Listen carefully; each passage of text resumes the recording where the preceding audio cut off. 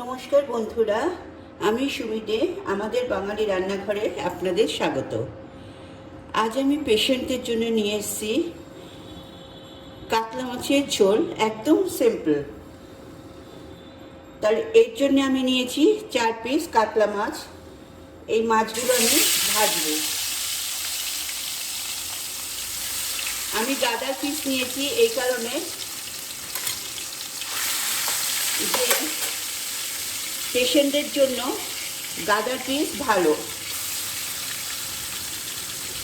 যতটা পারবেন মাছের তেলটাকে অ্যাভয়েড করা ভালো। তাই জন্য আমি পেটি না নিয়ে 4 পিস গাদার পিস নিলাম।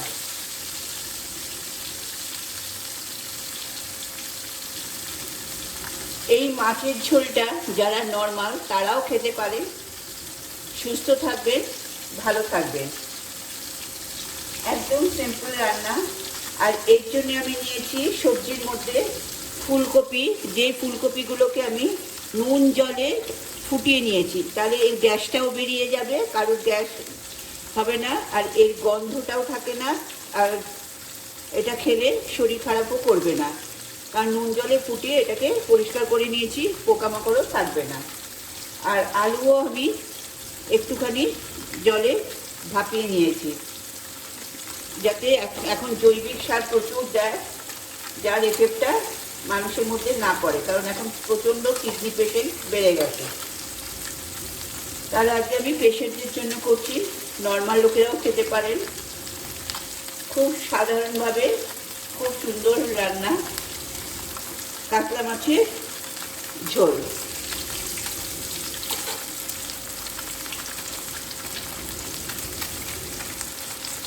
তাহলে আমার রেসিপি যদি আপনাদের ভালো লাগে, প্লিজ আমাদের বাঙালি রান্নাঘর চ্যানেলকে সাবস্ক্রাইব করবেন, আর পাশে থাকা বেল বটনে ক্লিক করবেন।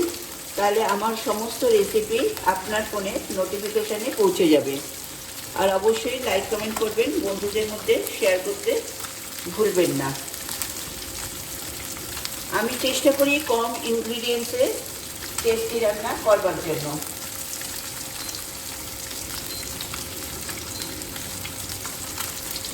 তাহলে এই মাছগুলো আর এইগুলো ভেজে আমি আসছি।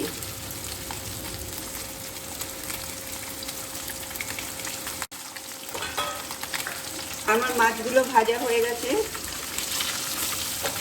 টাটকা মাছ খুব বেশি ভাজার দরকার হয় না, জাস্ট কালারটা চেঞ্জ করলেই হয়ে যায়।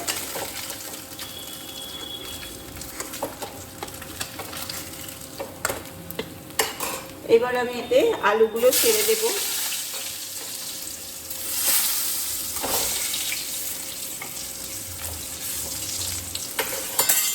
আলুর সাথে কপিগুলোও ছেড়ে দেব।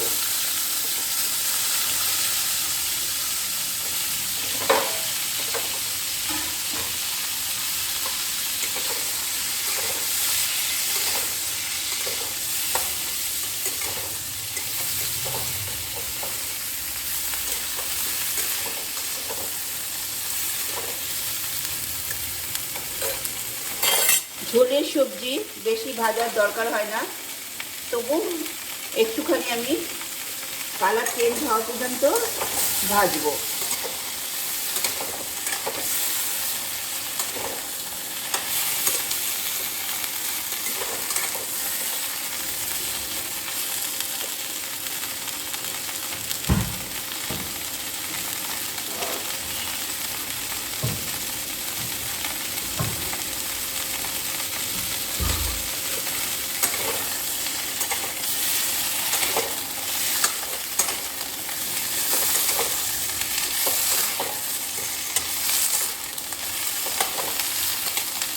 দেখুন কালার চেঞ্জ হয়ে এসছে।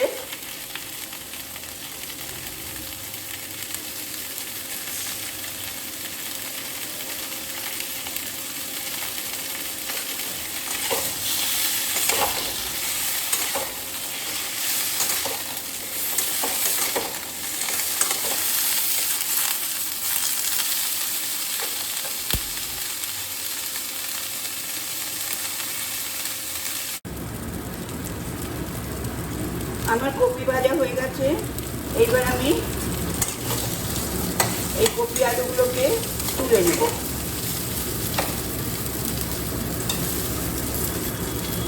তাহলে দেখলেন কালার চেঞ্জ হয়ে গেছে।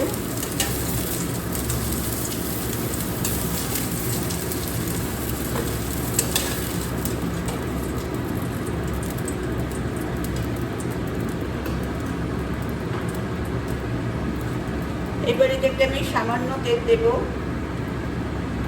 1 টেবিল স্পুন মতো তেল দিলাম। দিয়ে আমি পেঁয়াজ দেব, দুটো মাঝারি সাইজের পেঁয়াজ আমি দিলাম।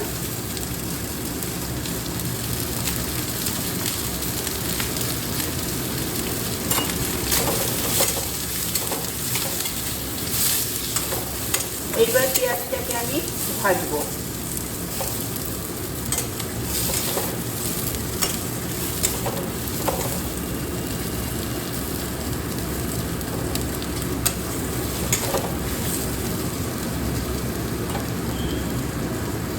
যেহেতু একটু ঝোলের পেঁয়াজ, সেহেতু পেঁয়াজ কিন্তু খুব বেশি ফ্রাই করার দরকার পড়ে না।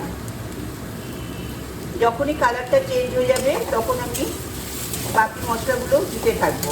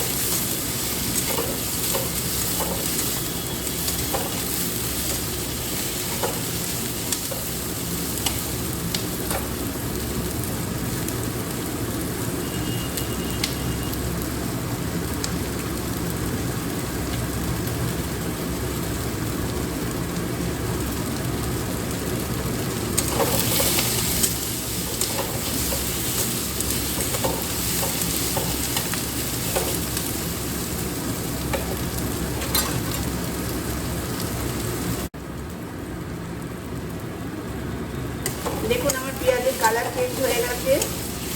এইবারে কি আমি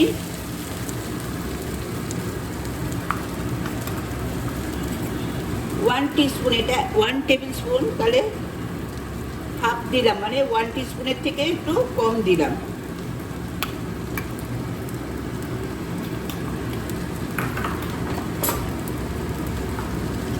তাহলে আদা বাটা দিলাম 1 টিস্পুন, দুবারে দিলাম। কাঁচা লঙ্কা দিলাম 1 টিস্পুন, দুবারেই দিলাম। আপনারা ইচ্ছে করলে কাঁচা লঙ্কা বাড়াতে বা কমাতে পারেন, বাট এখানে আমি কোনো শুকনো লঙ্কা দেব না। আপনারা জানেন আমি আদা যখনই দিই তখনই একটু জল দিয়ে দিই।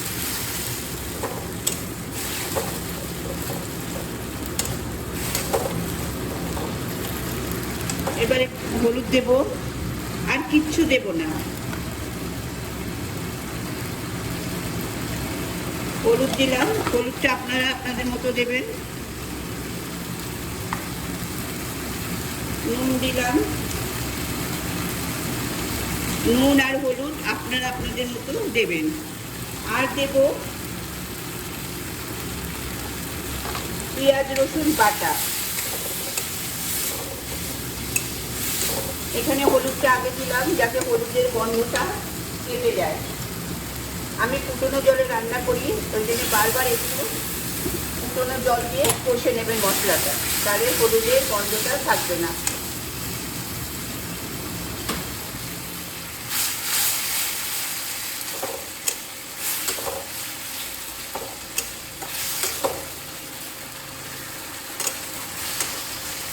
তাহলে আমি দিলাম আদা বাটা, কাঁচা লঙ্কা বাটা, নুন, হলুদ।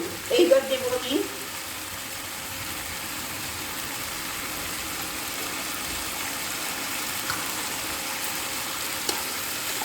রসুন বাটা, 1 টেবিল স্পুন আমি পেঁয়াজ রসুন বাটা দিলাম, আর 1 টিস্পুন, তাহলে 1 টেবিল স্পুন প্লাস 1 টিস্পুন। এবার এটা দিয়ে কষে দেবো। এখানে কিন্তু আমি কোনো রকম শুকনো লঙ্কা দিলাম না, আপনারা ইচ্ছে করলে দিতে পারেন, কিন্তু যেহেতু এটা আমি পেশেন্টসদের জন্য করছি সেহেতু কোনো রকম শুকনো লঙ্কা দেব না।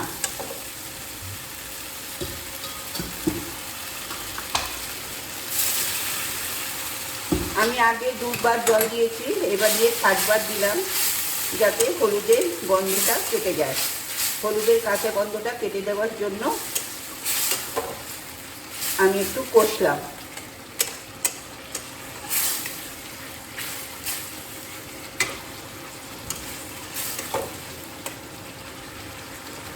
এবার এর মধ্যে আগে সবজিগুলো দেব।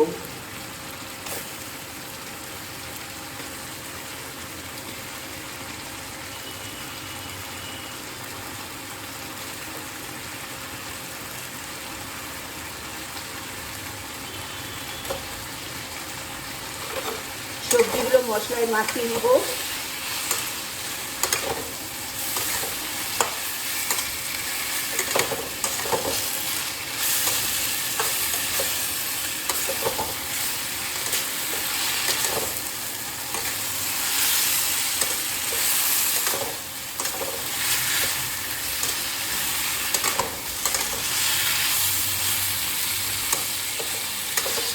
দেখুন আমার সব মাখানো হয়ে গেছে। এবার এটা আমি দেব মাছগুলো।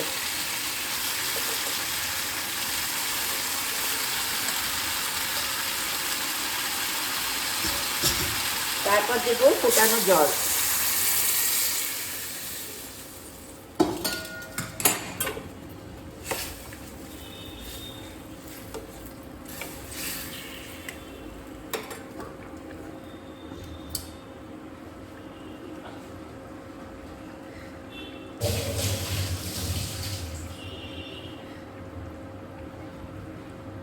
আর কিছুটা কড়াইশুঁটি দেবো, যে কড়াইশুঁটিগুলো আমি গরম জলে ভিজিয়ে রেখেছিলাম।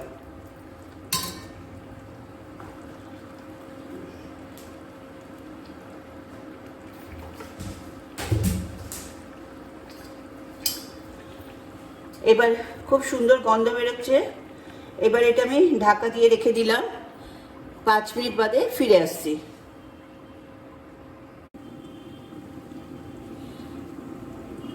আমি 5 মিনিট বাদে ফিরে এলাম।